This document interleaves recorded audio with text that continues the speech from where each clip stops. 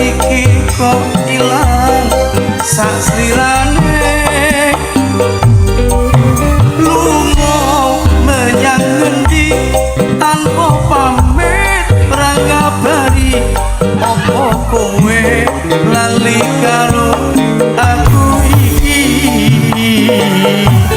nadyan regane 6.000 kuwi wujud katresnanku jare kowe melu aku lah kok mlayu kumedas malan opo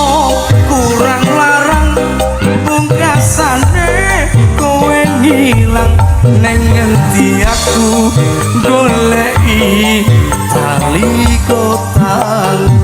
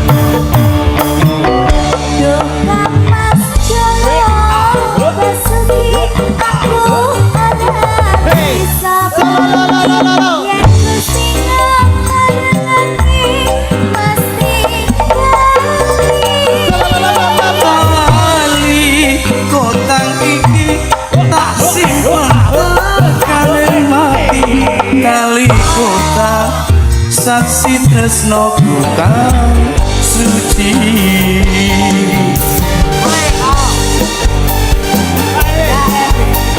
ayo Mas Joyo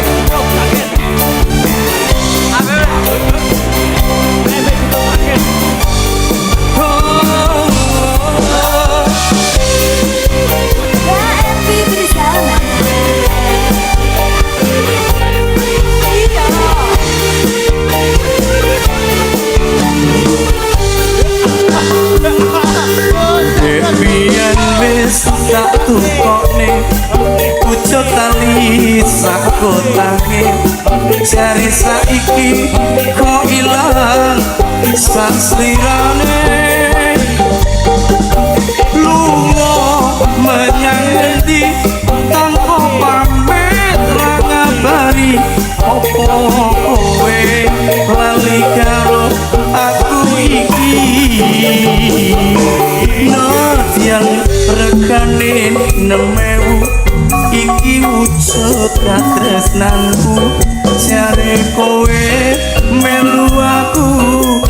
lah kok mlayu opo kurang larang pungkasane kowe ngilang ning endi aku goleki tali kotamu taline ra temu gak apa-apa nek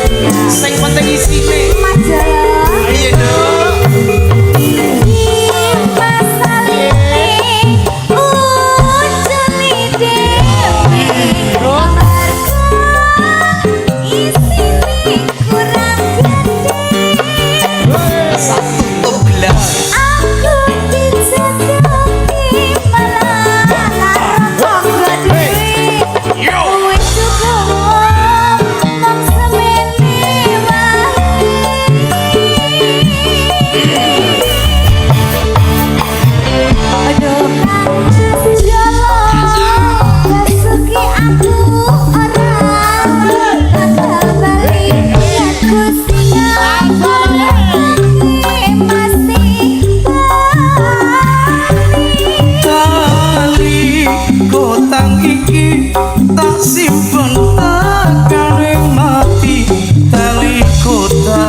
saksi tresnoku kang suci